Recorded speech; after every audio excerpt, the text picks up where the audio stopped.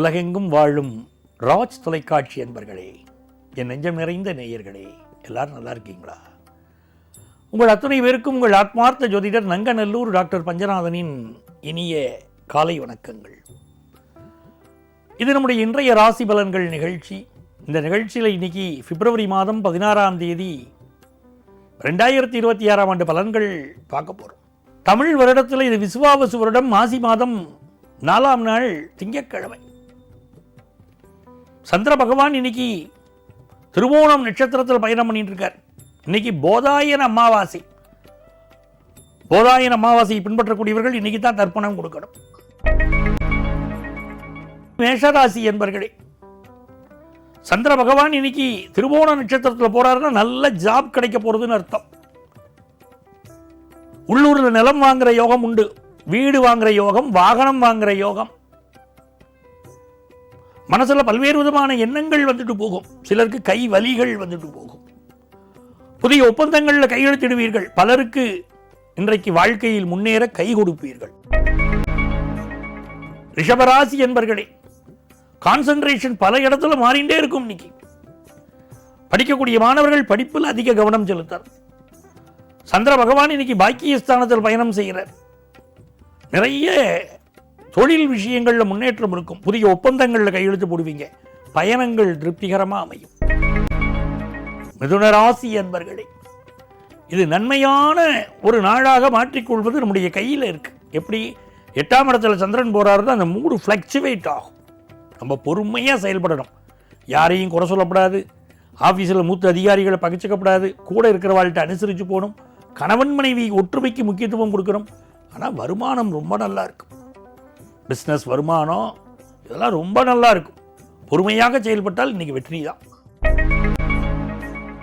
கடகராசி என்பர்களே, ராசிநாதன் சந்திர பகவான் 7ஆம் இடத்துல இருக்கார். விசேஷம். நினைச்ச காரியமெல்லாம் வெற்றி. கல்யாண விஷயம் கைகூடி வரும். நல்ல நண்பர்கள் கிடைப்பார்கள். தொழில் வெற்றி உண்டு. ஃபாரின் தொடர்பான பிசினஸ் முயற்சியில் ஈடுபடலாம்.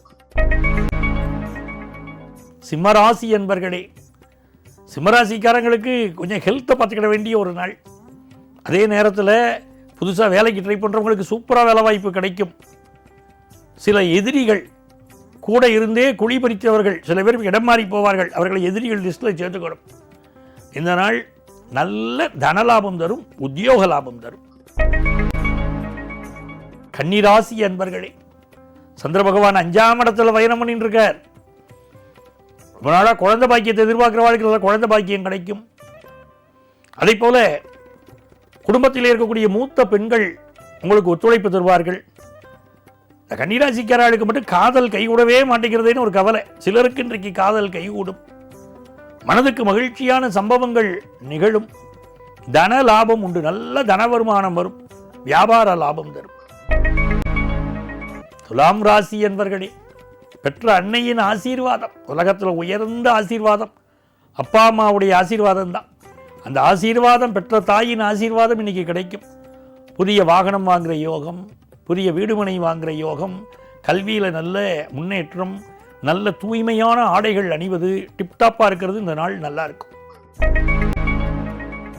விருச்சிக ராசி என்பர்களே, முயற்சிகள் எல்லாம் பலிக்கும். சார், இந்த முயற்சி இன்னைக்கு செய்கிறேன்னு நீங்கள் இறங்குவீங்க. இந்த முயற்சி பலிக்கும். எழுத்தாளர்கள், பேச்சாளர்களுக்கு நல்ல பேரும் புகழும் கிடைக்கும். புதிய ஒப்பந்தங்களில் கையெழுத்து போடுவீங்க. சிலருக்கு வெளியூர் வெளிநாட்டு பயணங்கள் கைகூடும். பிஸ்னஸ் லாபகரமாக இருக்கும்.